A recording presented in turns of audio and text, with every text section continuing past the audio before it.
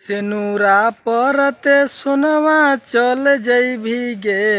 चलिए नमस्ते प्रणाम, आपका भाई प्रिंस। देखिए आशीष यादव का सैड सॉन्ग का सबका इंतजार था, फाइनली सैड सॉन्ग आ गया है।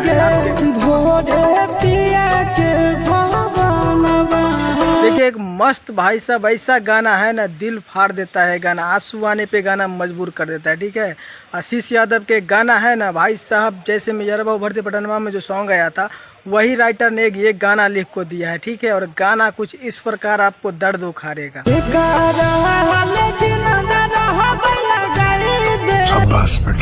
बता दूं ये गाना है ना बिल्कुल भाई सब सैड सॉन्ग है। ठीक है, और आशीष यादव का भाई सैड सॉन्ग का तो हम भी इंतजार करते रहते हैं कि कब आएगा। तो गाना वास्तव में भाई साहब इतना दिल पे लग रहा है ना, गाना एकदम मधुर आवाज में आशीष यादव ने सिर्फ इसमें सॉन्ग गाए हैं। ठीक है, ये डुएट सॉन्ग नहीं है। वास्तव में भाई साहब ये गाने का जो राइटर है अमन अलवेला, इससे पहला गाना जो है था यरबा भरती पटनवा में देखे थे ना, कितना बड़ा गाना हिट हुआ था। और ये गाना भी लगता है कि ना जब भाई साहब ये है तो हिट होना पक्का मानिए, कंफर्म है। ठीक है, और एक गाना में भाई साहब इतना मस्त है ना कि आप लोग सुनिएगा ना तो आंसू आ जाएगा गाना, अगर जो प्यार से गौर से सुनिएगा तो। और एक गाना है जो सबसे बता दो, भोजपुरी स्पीड रिकॉर्ड, हाँ ऐसी चैनल है भोजपुरी का बड़ा channel, Bhojpuri speed record Bhojpuri, इस पर गाना आया है।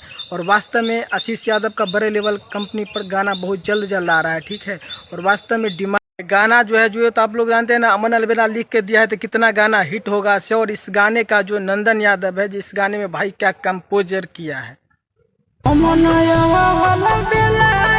और इसमें गाना में जो म्यूजिक है जो शिशिर पांडे का है। ठीक है, और म्यूजिक भी बहुत अच्छा फ्लेवर देता है। और गाना जो है, जो गर्व की बात है कि भाई साहब भोजपुरी के जो बड़ा चैनल है स्पीड रिकॉर्ड भोजपुरी, इस पे गाना रिलीज हुआ है। और अच्छा गाना है भाई साहब, तभी तो इतना बड़ा चैनल पर रिलीज हुआ है। तो आप लोग अगर एक बार सुनना चाहते हैं तो जाके सुन सकते हैं ये गाना। ठीक है, और गाना वास्तव में भाई साहब दिल तोड़ गाना है। ठीक है, और आशीष यादव का भाई तो हम खोजते रहते हैं कि खास कर सैड सॉन्ग के बहुत सारा गाना है, हम आशीष यादव को सुनते हैं और गाने को रिकॉर्ड करके आप लोगों के बीच में भी बताते हैं।